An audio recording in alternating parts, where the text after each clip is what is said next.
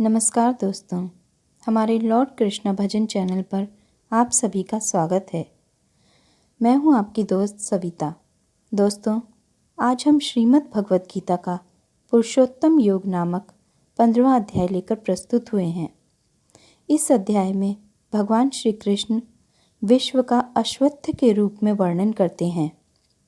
दोस्तों, यदि आपने अभी तक हमारे चैनल को सब्सक्राइब नहीं किया है तो प्लीज़ हमारे चैनल को सब्सक्राइब, लाइक और शेयर करें और बेल आइकन को प्रेस ज़रूर करें, जिससे हमारे आने वाली वीडियोस की नोटिफिकेशंस आपको मिलते रहें। तो चलिए दोस्तों, शुरू करते हैं श्रीमद् भगवत गीता का 15वां अध्याय।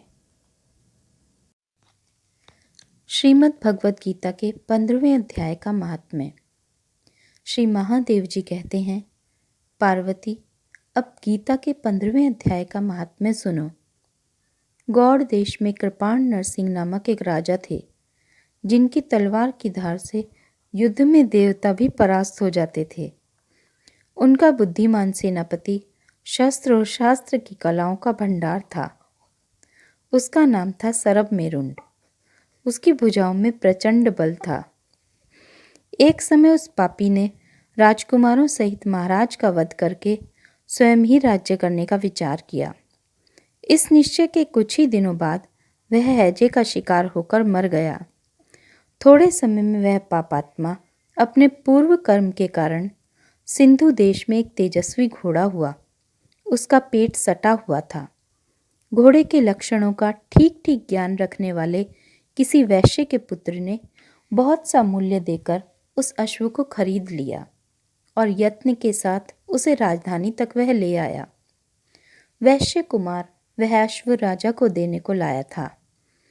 यद्यपि राजा उस वैश्य कुमार से परिचित थे, तथापि द्वारपाल ने जाकर उसके आगमन की सूचना दी।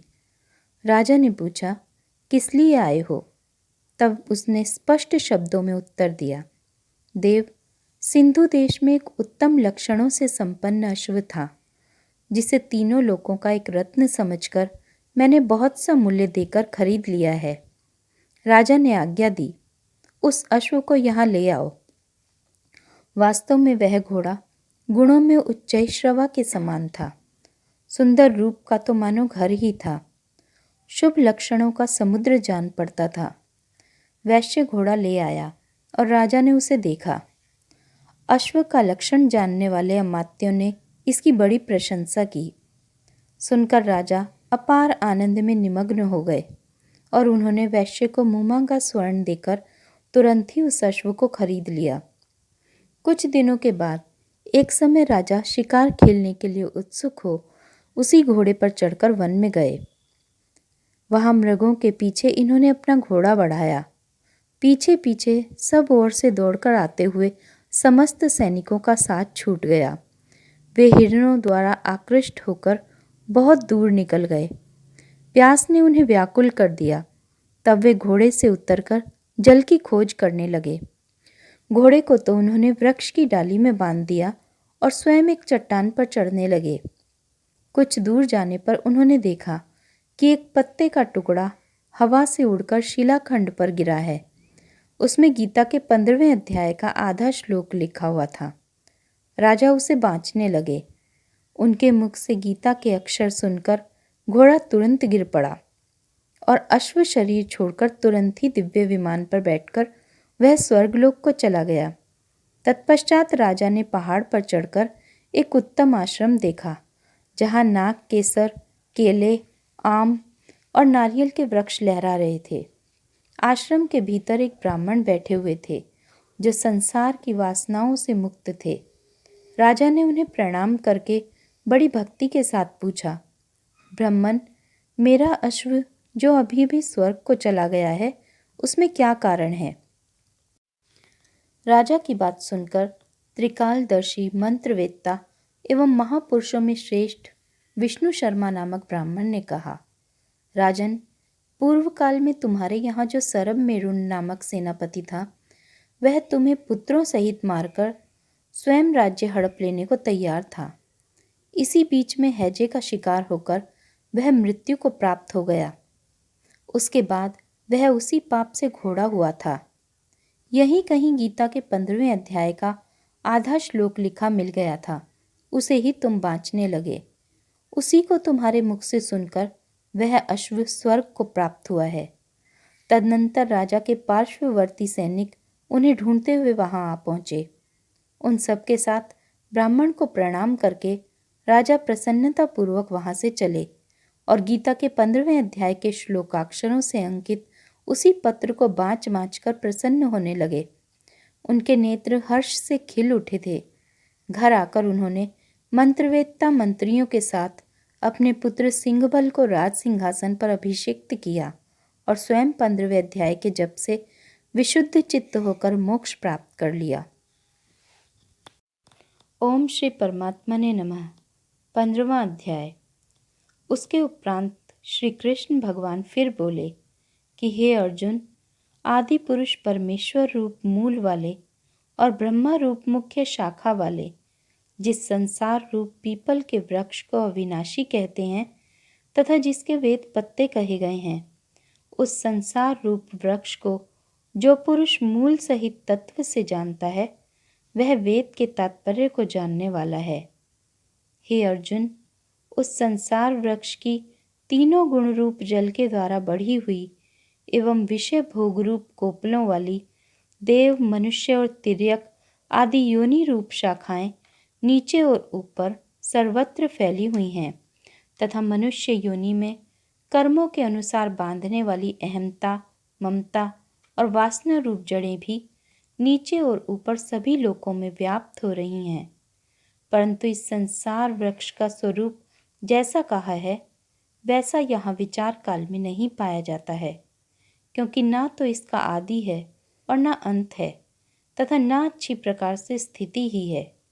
इसलिए इस अहमता, ममता और वासना रूप अति दृढ़ मूलों वाले संसार रूप पीपल के वृक्ष को दृढ़ वैराग्य रूप शस्त्र द्वारा काटकर उसके उपरांत उस परम पद रूप परमेश्वर को अच्छी प्रकार खोजना चाहिए कि जिसमें गए हुए पुरुष फिर पीछे संसार में नहीं आते हैं और जिस परमेश्वर से यह पुरातन संसार वृक्ष की प्रवृत्ति विस्तार को प्राप्त हुई है, उस ही आदि पुरुष नारायण के मैं शरण हूँ।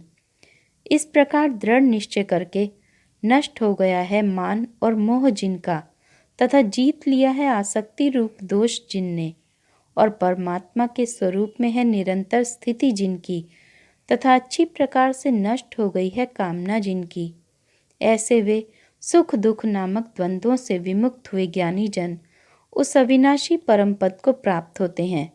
उस स्वयं प्रकाशमय परम पद को न सूर्य प्रकाशित कर सकता है, न चंद्रमा और न अग्नि ही प्रकाशित कर सकता है तथा जिस परम पद को प्राप्त होकर मनुष्य पीछे संसार में नहीं आते हैं वही मेरा परम धाम है।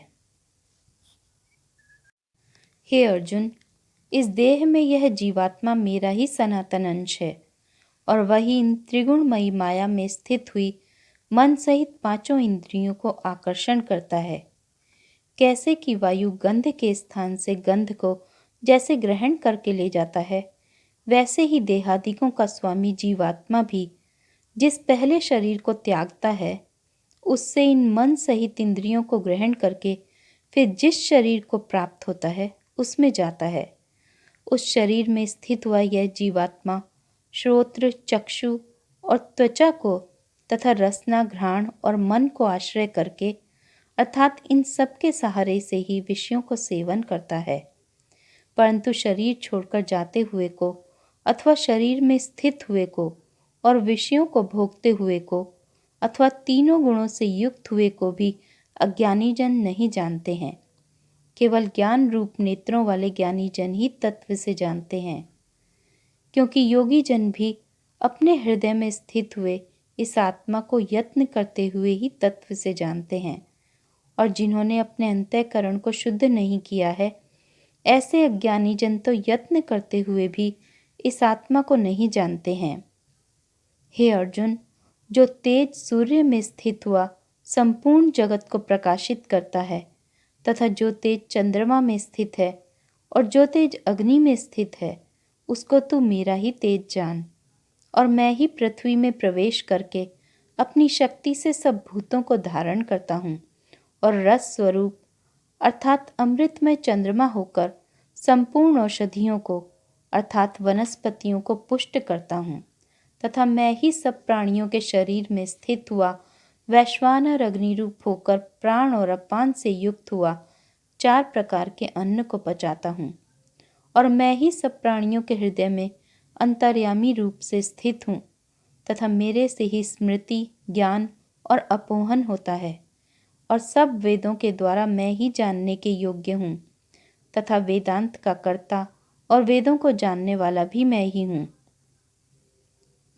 हे अर्जुन, इस संसार में नाशवान और अविनाशी भी यह 2 प्रकार के पुरुष हैं। उनमें संपूर्ण भूत प्राणियों के शरीर तो नाशवान और जीवात्मा अविनाशी कहा जाता है तथा उन दोनों से उत्तम पुरुष तो अन्य ही है कि जो तीनों लोकों में प्रवेश करके सबका धारण पोषण करता है एवं अविनाशी परमेश्वर और परमात्मा ऐसे कहा गया है क्योंकि मैं नाशवान जडवर्ग क्षेत्र से तो सर्वथा अतीत हूँ और माया में स्थित अविनाशी जीवात्मा से भी उत्तम हूँ। इसलिए लोक में और वेद में भी पुरुषोत्तम नाम से प्रसिद्ध हूँ।